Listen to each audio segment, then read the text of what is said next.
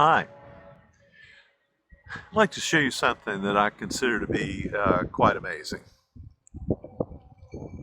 It's water.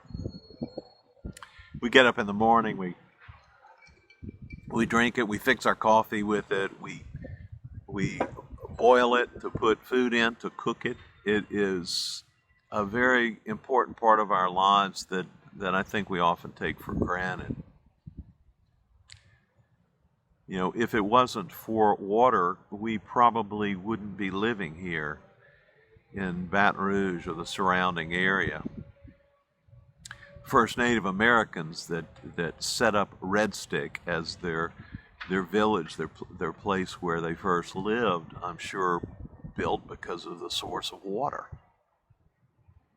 The earliest civilization that we know of in Mesopotamia was built on the Tigris-Euphrates river system in what is now Iraq. We call it Mesopotamia, the cradle, the birth of civilization, the place where civilization began. It is where our earliest biblical stories come from. The stories of the Garden of Eden and the Tower of Babel.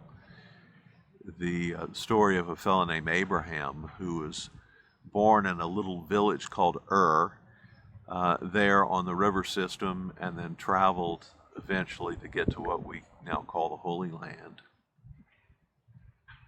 The Jordan River, where Jesus was baptized, is and has been used for irrigation for years.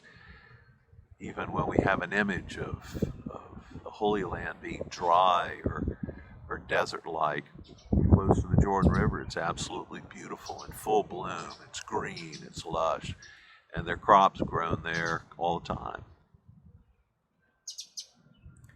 I can water my lawn when it gets dry outside, and it sure helps the grass to grow. But when God rains on my backyard, everything seems to do better. It's almost like God's water that He sends to us is a lot better than what comes out of our faucets and our pipes. In the back of our property, back of our yard, there is a drainage ditch. It's very small, but all of our neighbors' lawns all drain through our backyard and out to the street because we're on a corner. And there is an elm tree. It's a volunteer elm tree that every year I go and I cut down because it's sort of in the way. But for the past 2 years, I've kind of forgotten it. It's gotten out of hand for me. It's gotten too big for me.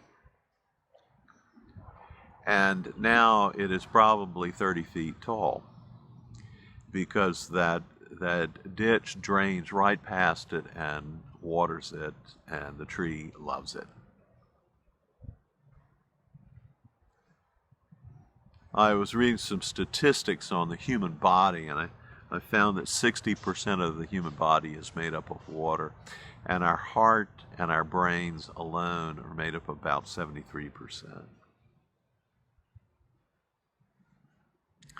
So what I ask and I suggest for you is that you just look at water in a different way. When you make your cup of coffee in the morning, or you cook something, or you water your lawn, or you collect water like I do, running off the house into water barrels that I use for my flower beds and my garden, to just realize what an incredible gift it is. And it's a symbol of God's providence, God's providing for us.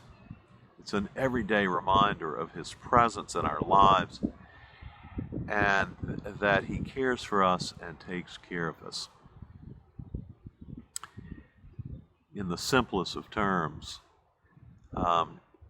water is something that is just a piece of who we are, and something that is necessary for our lives, for our health, for our joys, and for our whole world.